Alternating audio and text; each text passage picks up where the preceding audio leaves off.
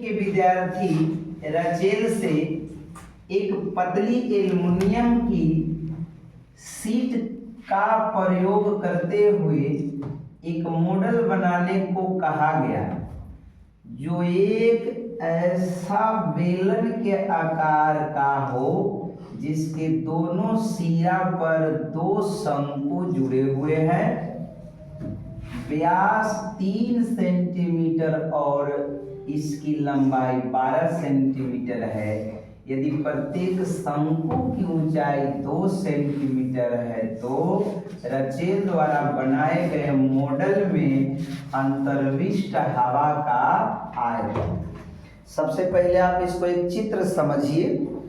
जब भी 3D वाला आकृति आता है तो जितना बर्तन का आयतन होगा उतने हवा का आयतन होना चाहिए, ठीक है ना। देखिए उसको कहा गया कि एक बेलन बनाइए।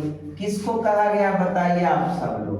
रचेल से। ये कौन है? विद्यार्थी है। और ये जो विद्यार्थी है पता है बाबू ये कैसन विद्यार्थी है?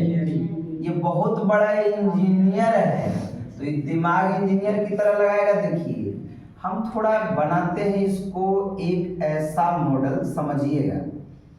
ये हमने लिया, यहाँ से बेलन बनाने की प्रयास कर रहे हैं। आप सब लोग इसको देखिए, ये एक बेलन है, ठीक है। बेलन तो बन गया। तो बेलन के नीचे मतलब आधार में एक गोला होता है और बेलन के टॉप पर भी एक गोला होता है, ठीक है। लेकिन एक बात आप ध्यान से देखिएगा तो क्या कहता है, जिनके दोनों सिरा मतलब बेलन के पहला सिरा और बेलन के दूसरा सिरा, ठीक है ना, दोनों सिरे पर कितने शंकु बनाना है?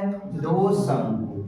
2 शंकु में एक शंकु यहाँ डाल देना है और दूसरा शंकु आप सोच ही रहे हैं कि इधर बन जाएगा।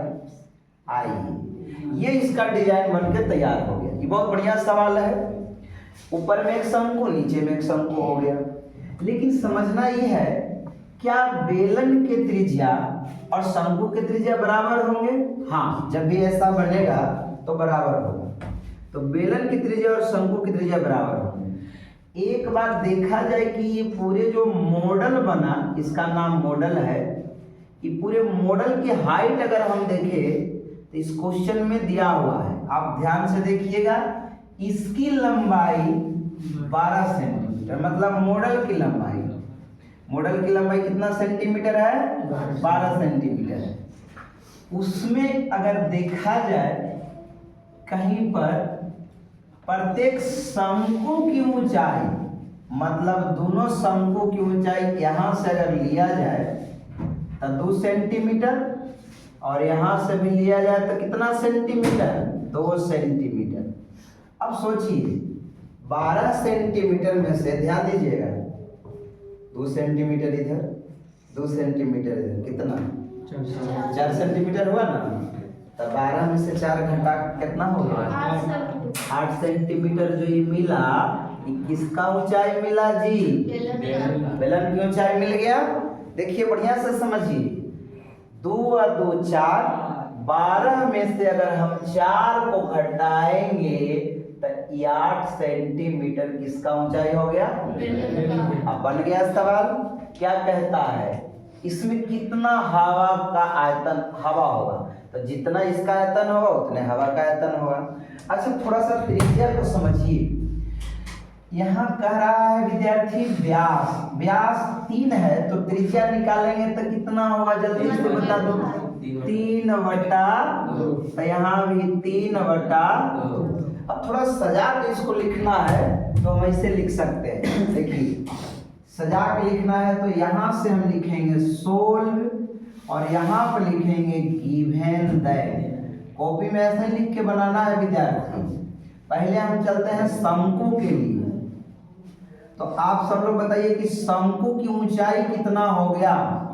शंकु की ऊंचाई कितना हो गया? एच का मान, शंकु की ऊंचाई 2 सेंटीमीटर। अब दूसरी बात क्या लिखना है कि शंकु की त्रिज्या बताइए सब लोग। शंकु की त्रिज्या, तो शंकु की त्रिज्या 3/2 सेंटीमीटर। चलिए इधर हम बेलन का ले लेते हैं, आपको दिक्कत नहीं होगा। इधर हम बेलन की ऊंचाई बताइए विद्यार्थी कितना है? तो बेलन की ऊंचाई कहेंगे आप 8 सेंटीमीटर। और उसी तरह अगर देखा जाए कि बेलन की त्रिज्या की बात किया है तो बेलन की जो त्रिज्या r का मान होगा ये भी हो जाएगा 3/2 सेंटीमीटर। अब हमको इसमें हवा निकालना है, हवा का आयतन सिंपल है।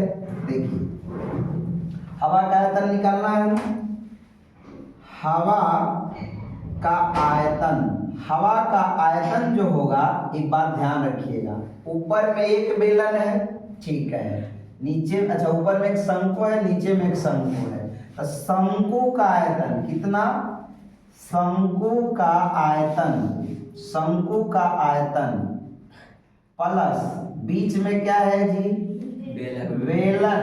तब बेलन का क्या आयतन शॉर्ट में लिख देते हैं।